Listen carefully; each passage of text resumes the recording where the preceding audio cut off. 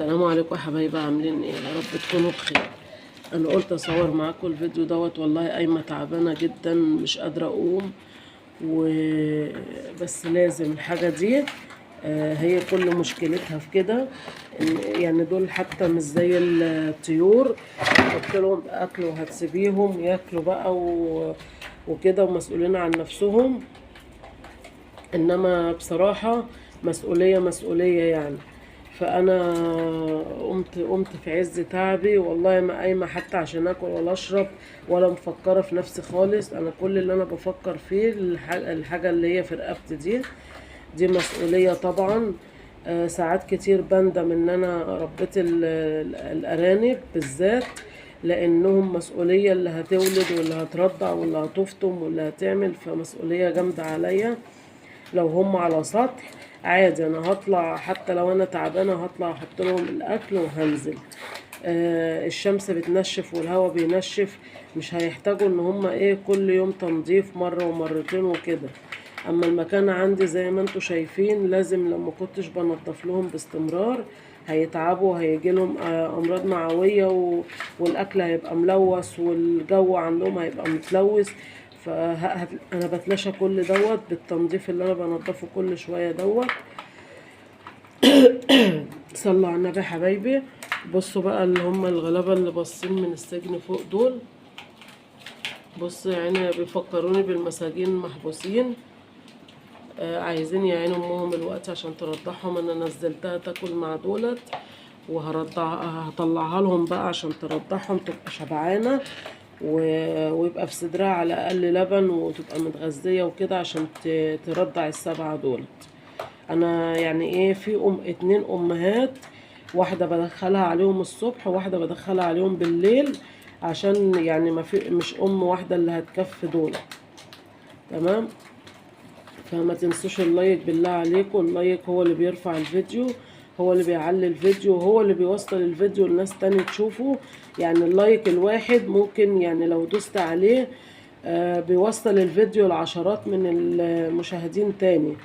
فانا معلش بستسمحكم ان انتوا تحطوا اللايك، مش يعني انتوا مش هتخسروا فيه حاجة والله. ده هو اللايك ده ببلاش، انتوا دخلتوا الفيديو وخلاص وشاهدتوا، فاللايك دوت يعني انتوا مش خسرانين حاجة لما تدوسوا عليه.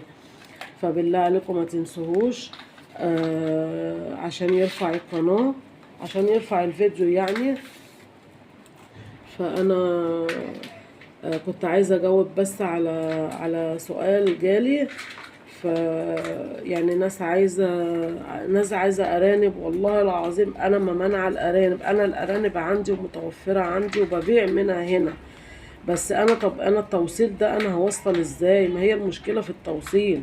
والله لو هقدر اوصلها لكم هوصلها لكم، بس انا المشكلة في التوصيل مشكلة جامدة، لان احنا الوقت دخلنا في جو حر ومش هينفع اتنقل بيهم من بلد لبلد.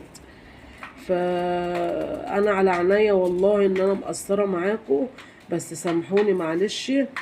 والناس اللي هي بتبعت برضو بتقولي على الاعلاف وكده، انا جاوبت بالنسبه للاعلاف دي في كذا فيديو قبل كده، ان انت ما تجيبيش الوقتي. انا ما بشتريش بالشكاره الوقتي، لان غلطه كبيره ان انت تشتري بالشكاره. الشكاره لو طلعت العلف ده مغشوش هتفضلي توكلوه لهم وهيأذيهم لحد ما يخلص، وعبال ما يخلص هيكون اللي مات واللي خس واللي صدرها ما فيهوش لبن والذكر هبطان ومش عارف ايه، هتلاقيهم كلهم خارجين من الشكارة دي كلهم عيوب.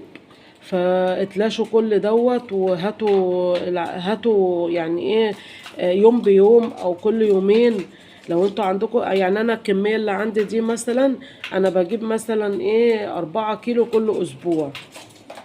هم دول الشوية اللي انا بحطهم لهم الصبح واديهم بحطهم بالليل، يعني بما يعادل يعني نص كيلو كل يوم لكل الكمية دي. ما انا مش معنى ان انا بقول لكم بحط لهم علف ان انا كل يوم برمي شكارة ولا الكلام ده، لا، دي حاجة جنب الاكل، لان انا رامية عيش اهوت، وقبل ما اقفل عليهم واسيبهم هرمي لهم برسيم برضو وحط لهم المية شربوا وكل حاجة. فيعني العلف ده مش اساسي، ده دوت بمجرد ان هو بيدي طاقة وغذاء ليهم يعني مش اكتر. فالاكل طبعا الاساسي ليهم العيش البرسيم، كان عندي شويه بطاطس زي ما قلت لكم، بقيت ارملهم فيها برضو مش بكتر البطاطس. رميت لهم شويه على شويه، ورميت لهم جزر. فكل الحاجات دي برضو قشر خس، قشر بطاطا، مش عارف ايه، قشر بطاطس بقشرها، اي حاجه طالعه من البيت برميها لهم. فما تشغليش نفسك باكلهم، ولازم العلف والكلام ده، بس ادام انت دخلت عليهم العلف ما تمنعيهوش. لان انا لما بمنع العلف خالص يعني اسبوع ولا اسبوعين ببص الاقيهم هبطانين كده وخاسين وعدمانين يعني. فدوت يعني مش يعني 4 كيلو في الاسبوع. الكيلو يعتبر ب12 ونص، يعني ال4 كيلو ب30 جنيه، مش حاجة يعني. طبعا انا ايه كل اسبوع بطلع ارانب وكده، فاللي انا بطلع بيهم باخد منهم مبلغ بخصصه للاكل، والباقي طبعا بيخش في مصاريفنا وكده. ف انا صورت لكم الفيديو بس دوت النهارده مخصوص والله عشان اقول لكم على الكلام دوت. ومش ندمانه ان انا جبتهم وربيتهم ولا حاجه، بس يعني انا ساعات بندم وساعات ايه ببقى فرحانه بيهم. اما بندم بقى زي يوم زي دوت، مش قادره اقوم من على السرير وتعبانه في قمه تعبي، في اسوأ حالاتي بصراحه ربنا. بس لازم اقوم واحط لهم يعني الاكل، ولازم انضف لهم، يعني مش هحط لهم وخلاص، لازم انضف لهم المكان. ما ينفعش احط لهم الاكل على مكان مش نظيف ويتلوثوا ويموتوا مني، يبقى انا ما اقومش خالص واحط لهم خالص. تمام. فخدوا بالكم من الحاجة ديت. لو انتوا قد الموضوع دوت خشوه. هي مسؤولية، انما اللي هيربى على سطح او اللي عنده تهوية ما يشيلش هم اي حاجة، لاني انا مش شايلة هم اي حاجة الا النظافة في المكان هنا. الاكل عادي، لو انا قمت فتحت الباب ورميت لهم الاكل وخلاص وسبتهم، دي مش مشكلة عندي، المشكلة عندي في التنظيف. فيلا ربنا يبارك لي فيهم يا رب. وخلاص ادام انا ربيتهم لازم ابقى مسؤولة عنهم. فيا رب يكون الفيديو عجبكم، ما كنتش طولت عليكم، واشوف وشكم بخير يا حبايبي. السلام عليكم.